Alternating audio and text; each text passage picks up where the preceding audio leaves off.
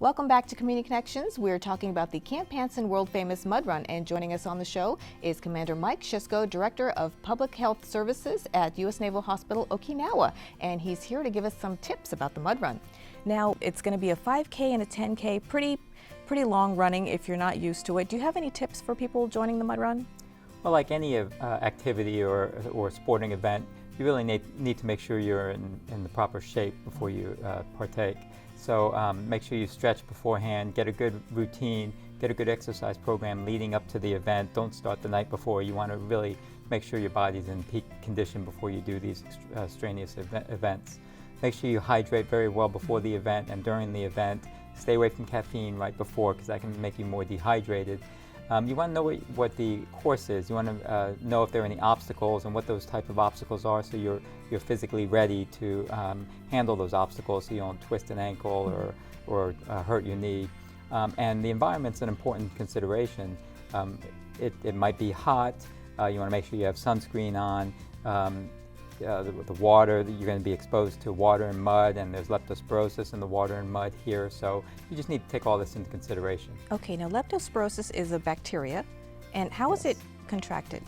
Leptospirosis is normally found in animals, and it's shed in the urine and feces of animals, and that's how humans can get it, because during a heavy rain, the urine and feces kind of gets washed down, and the bacteria seeps into and gets collected into the mud and areas of freestanding water. Oh, what are some of the symptoms, and what is the treatment?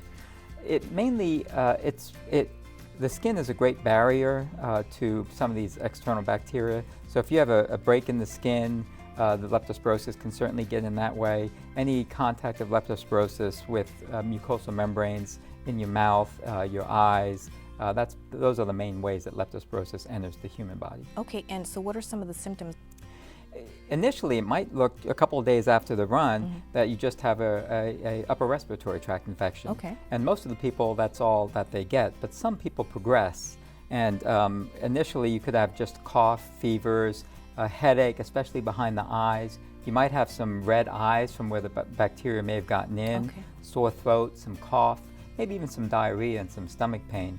But a week or so after that, some of these people may get better, but then there's a second phase that occurs and people get really sick, high fevers, they can have kidney and liver involvement, and those are the people that we really need to protect. Are there any measures being made prior to the mud run to eliminate some of the bacteria? The Naval Hospital is working very closely with MCCS to make sure all preventive measures are in place. We have very expert preventive medicine techs who are involved, are very well knowledge in leptospirosis. They're going to be advising the MCCS officials on the course. We're going to test the water right before. We're going to treat some of the water. We're doing as much as we can to make sure it's as safe as possible. Okay, is there anything an individual can do prior to the mud run to prepare for that? As I mentioned, we are working very closely with MCCS, and the best way to keep yourself safe is to contact your provider early. Make sure you do it well in advance so they can talk to you about the risks that you have that are specific to you and your health, as well as to see if you're right for antibiotics for prophylaxis for leptospirosis. But make sure you do it well in advance, because you need to make sure that the antibiotics are in your system beforehand. And as I mentioned, leptospirosis it's a very low risk here.